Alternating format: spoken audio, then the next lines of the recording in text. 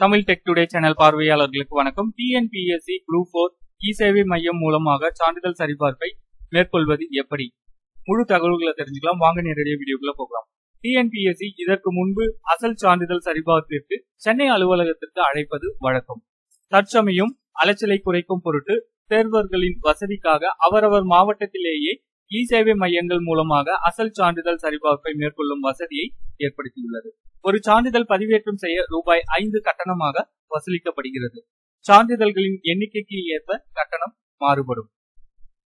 இது தவிர நீங்கள் அதிகாரிகளுக்கு எந்தவித கட்டணமும் தனியாக தர வேண்டியதில்லை.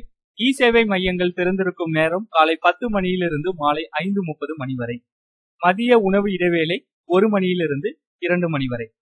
சான்றிதழ் பதிவேற்ற முறை பற்றி இப்பொழுது பார்ப்போம். நீங்கள் கல்லூரியில் படித்துக் கொண்டிருப்பவர் எனில் கல்லூரியில் உள்ள ஒரிஜினல் சான்றிதழ்கள் அனைத்தையும் கேட்டு வாங்கி வைத்துக் கொள்வது நல்லது. டிசி தவிர அனைத்து சான்றிதழ்களையும் உங்களால் பெற்றுக்கொள்ள முடியும்.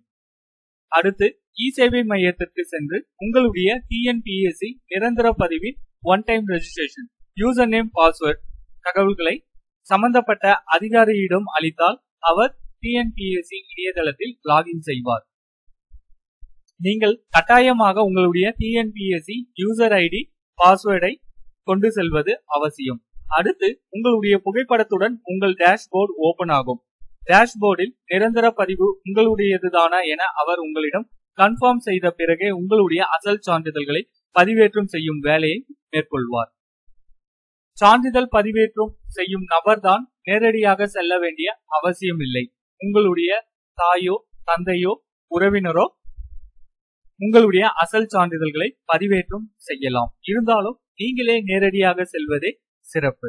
அடுத்து அனைத்து சான்றிதழ்களும் நீங்கள் நிரந்தர பதிவின் போது எந்த எண்களை கொண்ட சான்றிதழ்களை கொடுத்தீர்களோ அதே சான்றிதழ்களை தான் பதிவேற்றம் செய்யும் போதும் கொடுக்க வேண்டும்.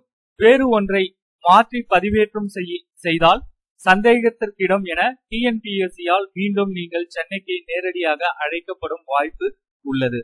முதலில் டிஎன்பிஎஸ்சி இணையதளத்தில் உங்கள் பதிவு எண்ணை உள்ளிட்டு சிவி மெமோவை பதிவிறக்கம் செய்து கொள்ளவும். என்னென்ன அசல் சான்றிதழ்கள் தேவைப்படும்? 1.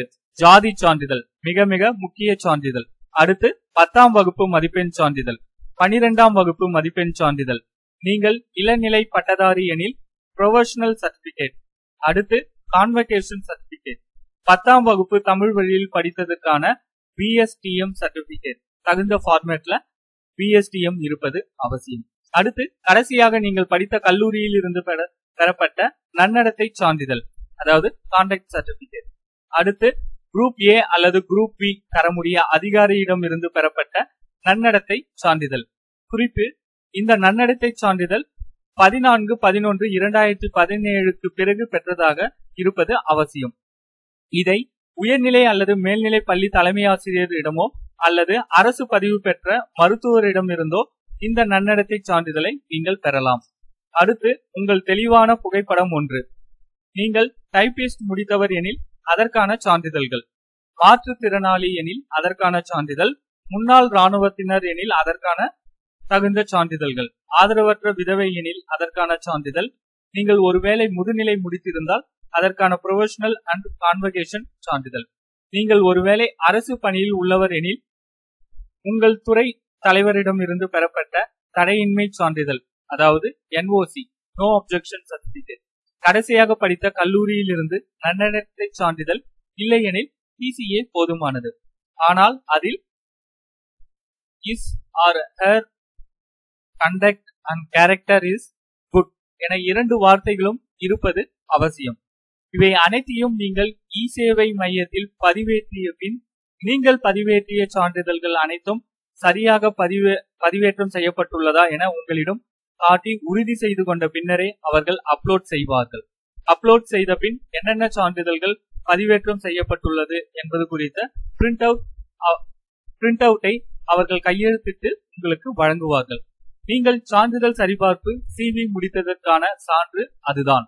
எனவே அதை பத்திரமாக வைத்துக் கொள்ளவும். முடிந்தவரை காலை 10 மணிக்கே சென்று விடுவது நல்லது. இதன் மூலமாக கூட்ட நெரிசலை தவிர்க்கலாம்.